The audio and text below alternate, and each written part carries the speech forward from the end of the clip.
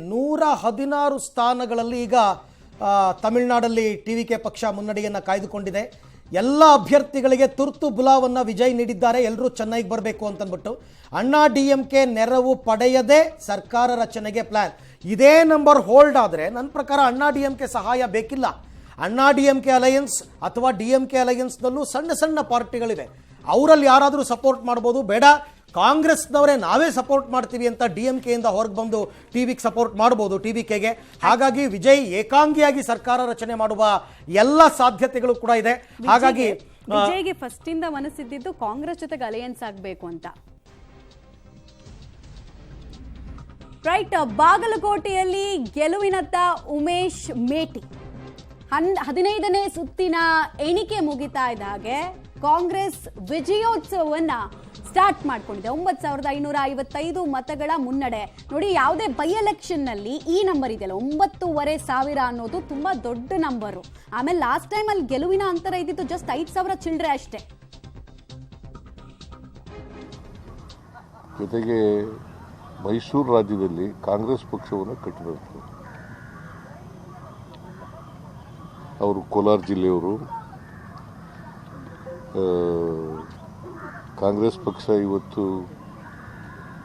ಇಷ್ಟೊಂದು ಕೇಂದ್ರದಲ್ಲಿ ಮತ್ತು ರಾಜ್ಯದಲ್ಲಿ ಅಧಿಕಾರ ನಡೆಸ್ತಾರೆ.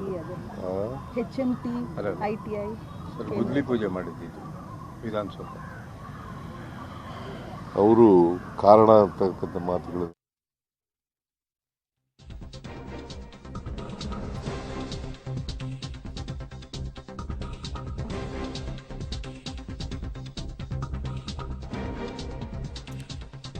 Right, okay. ಒಂದು ಕಡೆ ಬಾಗಲಕೋಟೆಯಲ್ಲಿ ಇವಾಗ ಉಮೇಶ್ ಮೇಟಿ ಕಾಂಗ್ರೆಸ್ ಅಭ್ಯರ್ಥಿ ಗೆಲುವಿನತ್ತ ದಾಪುಗಾಲನ್ನು ಹಾಕ್ತಾ ಇದ್ದಾರೆ. 10,000 ಓಟ್ಗಳ ಡಿಫರೆನ್ಸ್ ಇರತಕ್ಕಂಥದ್ದು. 15ನೇ ಸುತ್ತಿನ ಮತ ಎಣಿಕೆ ಮುಗಿತಾ ಇದ್ದಂತೆ ಕಾಂಗ್ರೆಸ್ ವಿಜಯೋತ್ಸವ ಆಚರಣೆ ಮಾಡೋದಕ್ಕೆ ಶುರು ಮಾಡಿದ್ದಾರೆ ಕಾರ್ಯಕರ್ತರೆಲ್ಲರೂ ಕೂಡ.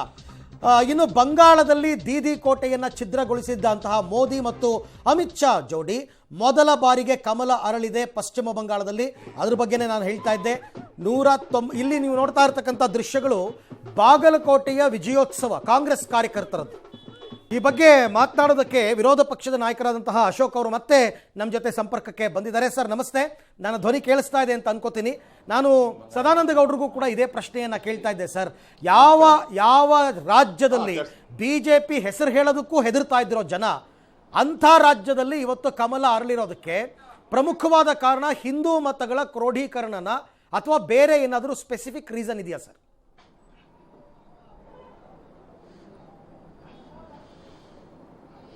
ಇಲ್ಲ, ಕಳೆದ 3 ಟರ್ಮಲ್ಲಿ ಮಮತಾ ಬ್ಯಾನರ್ಜಿಯವರ ದುರಾಡಳಿತ ಅಂದರೆ ಅವ್ರದ ಪಾಲಿಟಿಕ್ಸ್ ಇದೆಯಲ್ಲ, ರಕ್ತ ಚರಿತ್ರೆಯನ್ನು ನಿರ್ಮಾಣ ಮಾಡುವಂಥ ಪಾಲಿಟಿಕ್ಸು, ಕೊಲೆ ಸುಲಿಗೆ, ಕೋರ್ಟ್ ಆದೇಶವನ್ನು ಧಿಕ್ಕಾರ ಮಾಡಿ CBIನ ವಿರುದ್ಧವಾಗಿ ಮತ್ತು ED ವಿರುದ್ಧವಾಗಿ ನ್ಯಾಯಾಲಯಗಳ ವಿರುದ್ಧವಾಗಿ ನಡ್ಕೊಂಡಂಥ ರೀತಿ ಏನಿದೆ ಅದು ಜನಕ್ಕೆ ಇಷ್ಟ ಆಗ್ತಾ ಇಲ್ಲ. ಮತ್ತು ಅಲ್ಲಿನ ನುಸುಳುಕೋರರು ಏನಿರ್ತಾರೆ, ಬಾಂಗ್ಲಾದೇಶದವರು ನುಸುಳುಕೋರರ ಒಂದು ದೊಡ್ಡ ಹಾವಳಿ ವೆಸ್ಟ್ ಬೆಂಗಾಲಲ್ಲಿ ಇದೆ.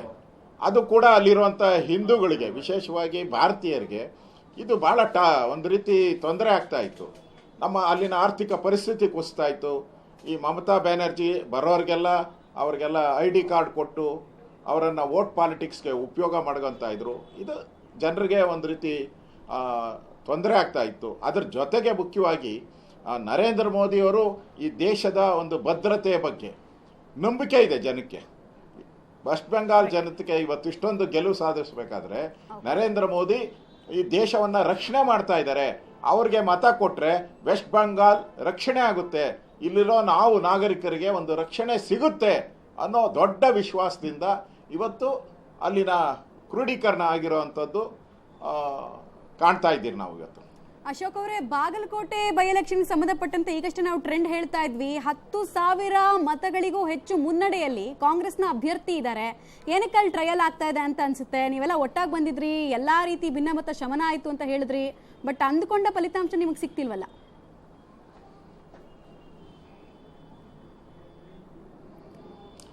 ಇಲ್ಲ, ನಮ್ಮ ಪಾರ್ಟಿ ಕರ್ನಾಟಕದ ಪಾರ್ಟಿ ವಿಚಾರವಾಗಿ ನಾವೆಲ್ಲ ಒಟ್ಟಾಗಿ ಆ 2 ಚುನಾವಣೆಯನ್ನು ನಾವು ಎದುರಿಸ್ತೀರಿ.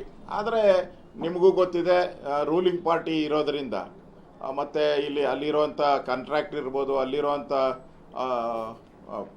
ಅಧಿಕಾರಿಗಳಿರ್ಬೋದು, ದುಡ್ಡಿನ ಒಂದು ಯಥೇಚ್ಛವಾದಂಥ ದುಡ್ಡು ಅಲ್ಲಿ ಖರ್ಚು ಮಾಡಿದ್ದರಿಂದ ಕಾಂಗ್ರೆಸ್ಗೆ ಈ ರೀತಿ ಒಂದು ಲೀಡನ್ನು ನಾವು ನೋಡ್ತಾ ಇದ್ದೀರಿ.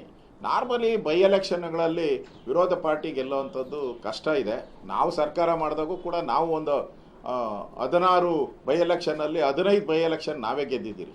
ಅದರಿಂದ ಇದೇನು ಮುಂದಿನ ಚುನಾವಣೆಗೆ ಮಾನದಂಡ ಆಗಲ್ಲ.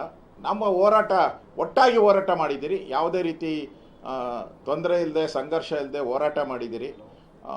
ನೋಡೋಣ, ಇನ್ನು ಚುನಾವಣೆಯ ಒಂದು ಬಾಗಲಕೋಟೆ ನಡೀತಾ ಇದೆ, ಇನ್ನು ನಾವು ದಾವಣಗೆರೆಯಲ್ಲಿ ನೆಕ್ ಟು ನೆಕ್ ಫೈಟ್ ನಡೀತಾ ಇದೆ.